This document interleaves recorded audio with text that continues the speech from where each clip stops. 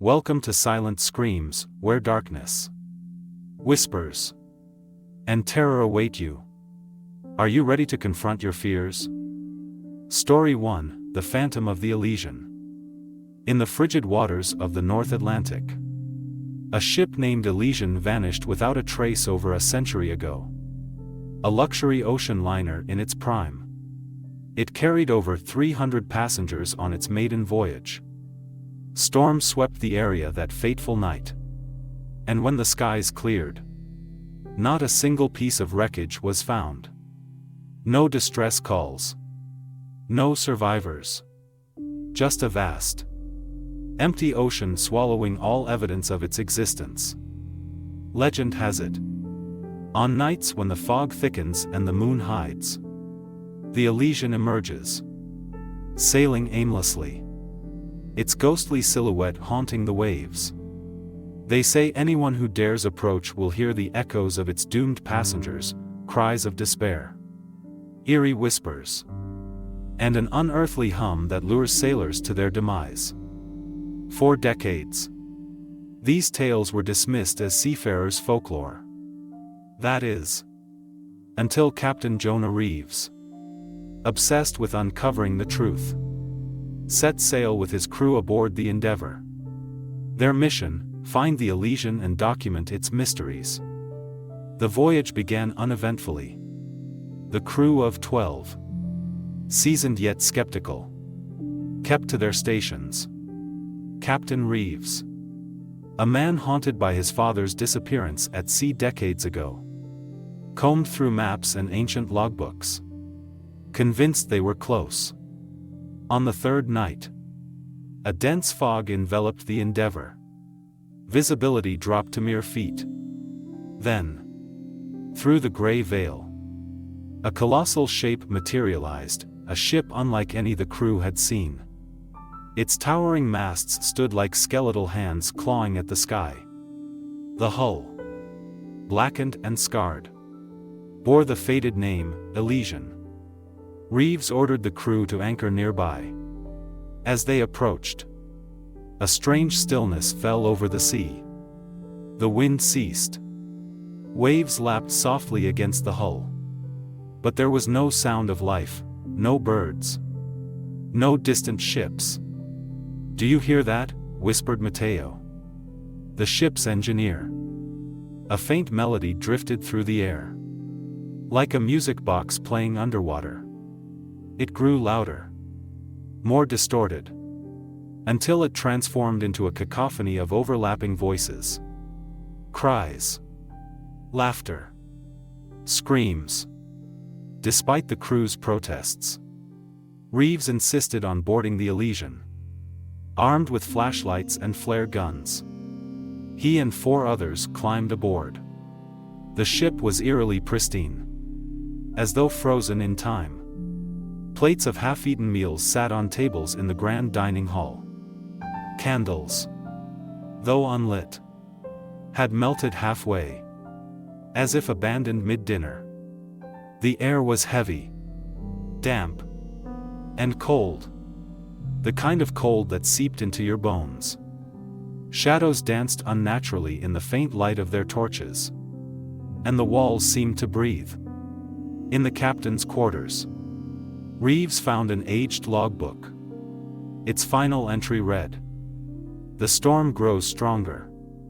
Something is here with us. I hear them in the walls. I see their faces in the dark. God have mercy on our souls."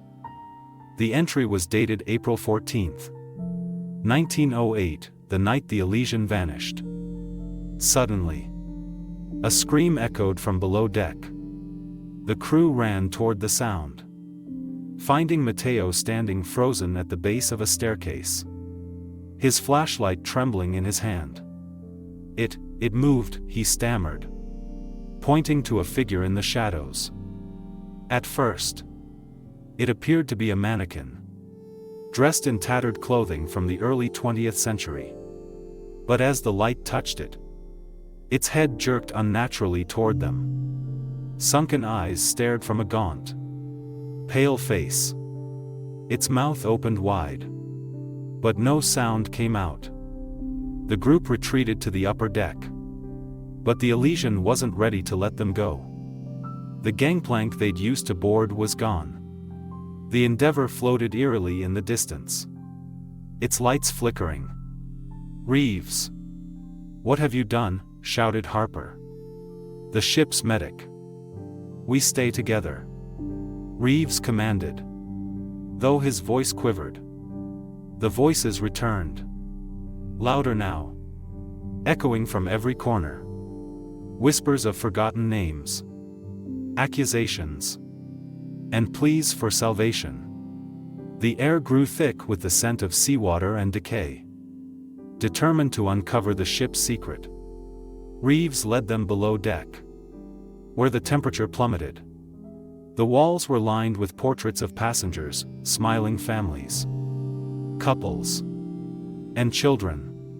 But as the group passed, the faces in the paintings shifted, their eyes following them, their expressions twisting into anguish.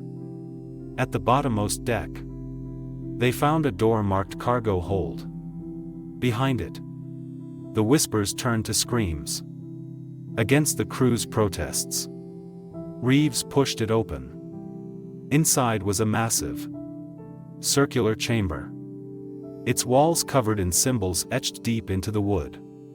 In the center, a black, pulsing mass glistened like oil, radiating an unnatural light.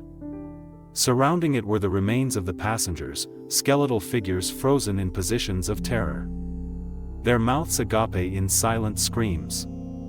The black mass pulsated, and the room shook violently. One by one, the skeletal figures turned toward the crew, their hollow eyes burning with an eerie glow. "It's alive!" Harper screamed, firing a flare at the mass. The light struck it, but instead of burning, it absorbed the flare, growing larger. The crew scattered. Shadows reached for them like tendrils, dragging Mateo into the darkness. His screams echoed, then ceased abruptly. Reeves clutched the logbook, his mind racing. "It's a gateway," he muttered. "The ship, it's a prison for something. We have to destroy it." Harper grabbed a nearby lantern and hurled it at the black mass. Flames erupted, spreading across the room. The walls groaned as the ship began to collapse. The surviving crew sprinted toward the deck, dodging falling debris and ghostly apparitions clawing at them. They leaped into the freezing water just as the Elysian erupted in flames, sinking back into the depths. As they swam toward the Endeavour, the fog lifted, revealing the morning sun. They climbed aboard, shivering and exhausted.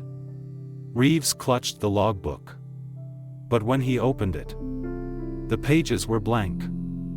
Weeks later, the Endeavour docked safely, but the survivors refused to speak of what they'd seen. Reeves, however, spent his remaining days warning anyone who would listen.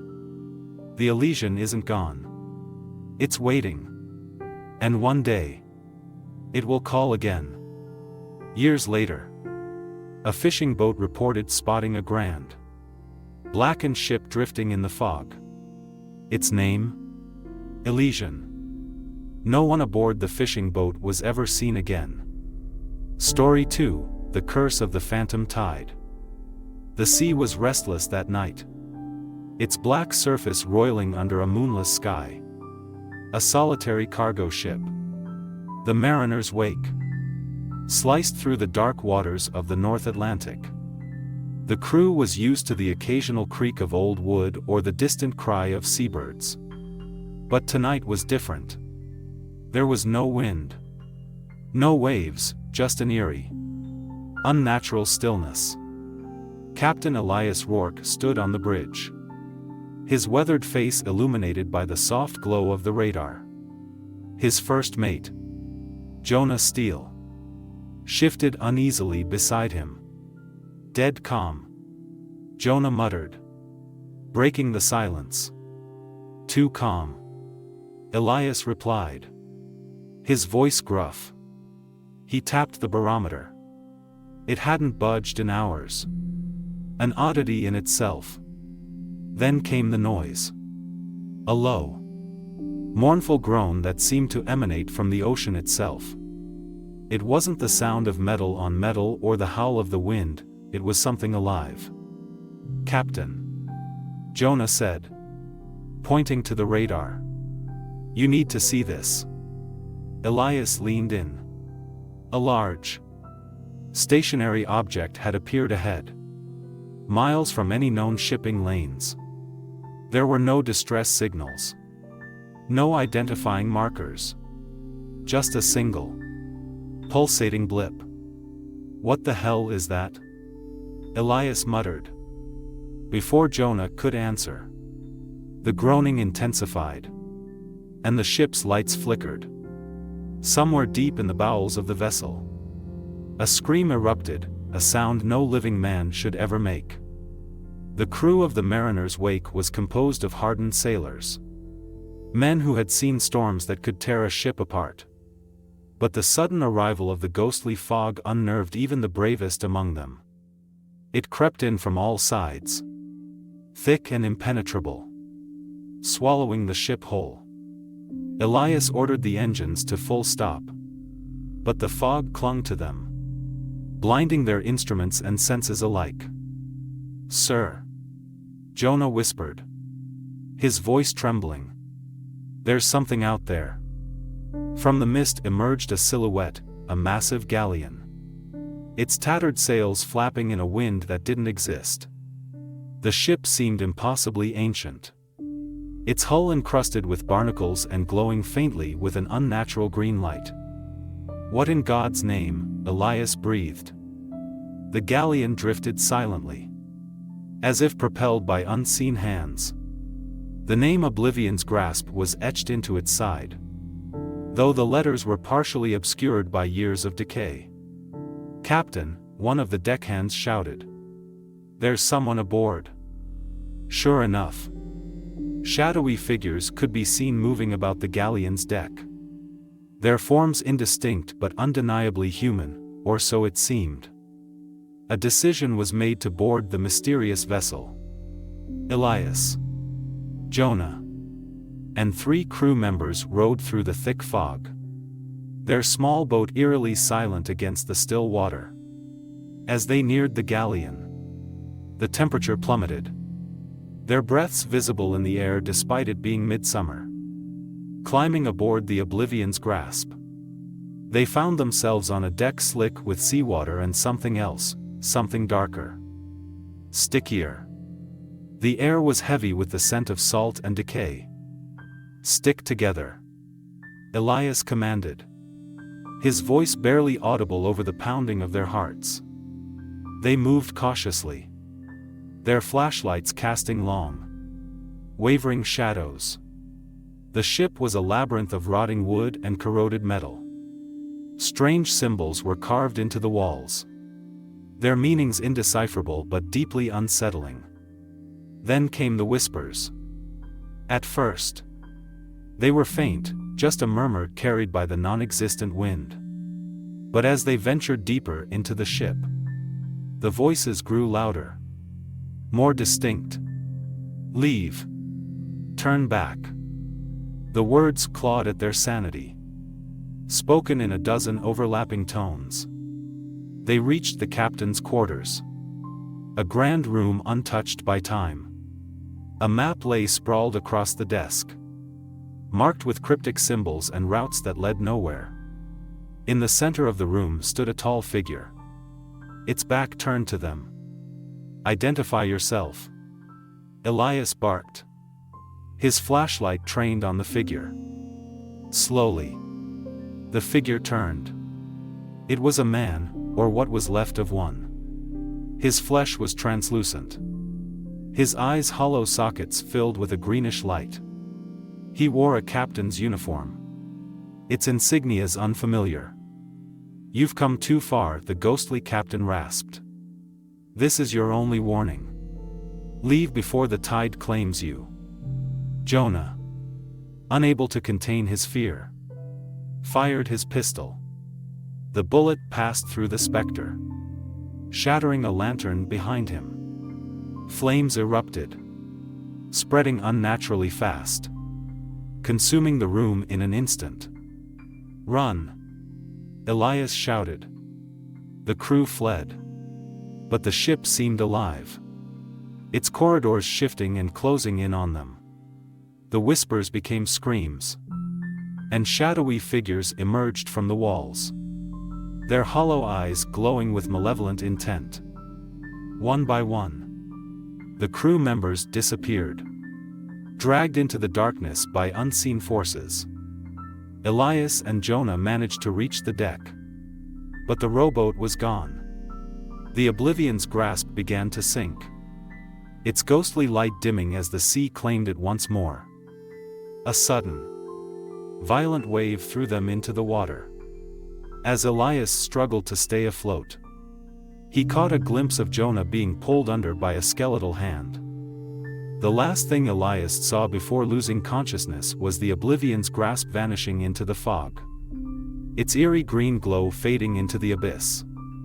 Elias awoke on the deck of a passing cargo ship, his body battered but alive. No one believed his story, dismissing it as the delirium of a man lost at sea. But he knew the truth. Late at night, when the sea was calm and the fog rolled in, he could still hear the whispers. And he knew that one day, the Oblivion's grasp would return, for him. Story 3, The Abandoned Vessel. The salty wind of the sea bit into my skin, its icy touch unsettling as I stood at the edge of the deck. The dark ocean stretched endlessly before me, shrouded in fog, its surface eerily calm despite the storm that had raged hours before. This wasn't the usual weather I expected when out on the water. There was something wrong, something off about the way the world seemed to hold its breath. I, Captain Elias Gray, had spent years charting these seas, but tonight felt different. Our ship, the Tempest, was slowly sailing through a stretch of ocean known only to seasoned sailors as the Graveyard. It was a notorious place, rumored to be the resting place of countless vessels that had vanished without a trace.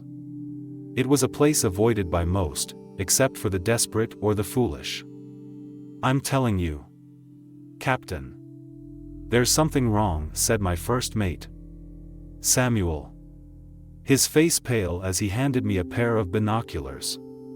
His voice trembled slightly, betraying his usually calm demeanor.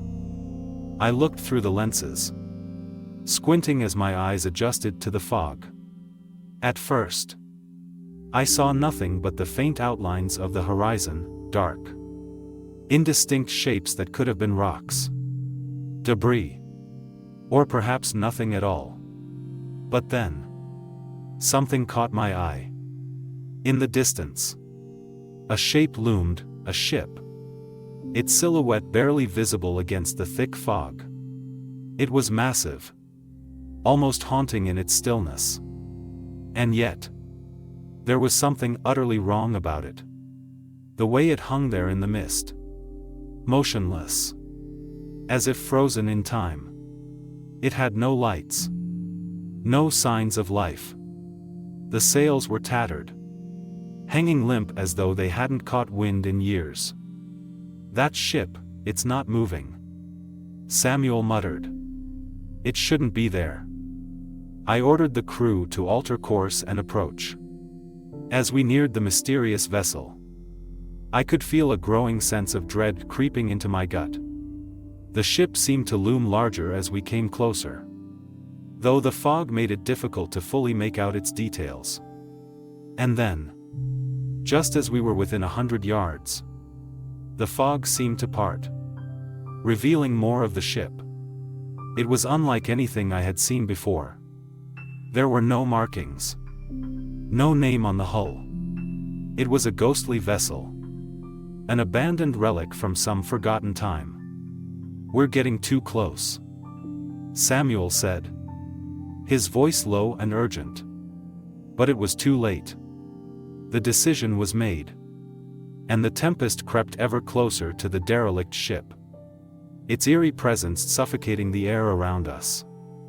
We tied up alongside the ghost ship, its rotting hull creaking in the still air. A heavy silence fell over the crew as we prepared to board the vessel. My heart raced. I had never been one to fear the unknown. But there was something unsettling about this place. Keep your wits about you, I ordered as we dropped the gangplank onto the deck of the ship. The moment my foot touched the worn wood, an unnatural chill swept through my body. The ship was silent. Utterly still. There was no sound of creaking. No movement in the air. The world seemed to stand still around me. We split into groups to search the ship. The corridors were narrow and dark, their walls covered in thick, damp mildew. The scent of rot was overpowering. But it was the faintest whisper that caught my attention. A sound, soft, almost like the sound of someone breathing just beyond the threshold of hearing. I couldn't pinpoint where it came from. "Captain, you need to see this," Samuel called from below deck. I followed him down into the heart of the ship, where the air grew colder still. In the belly of the ship, we found it, the crew's quarters. They were all empty. But the beds were neatly made, as if the crew had left in a hurry. But there were no personal effects. No belongings. It was as if the people who once called this place home had vanished without a trace. And then we found the journal.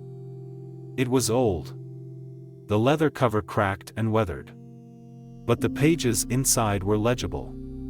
And as I flipped through the journal, my heart sank.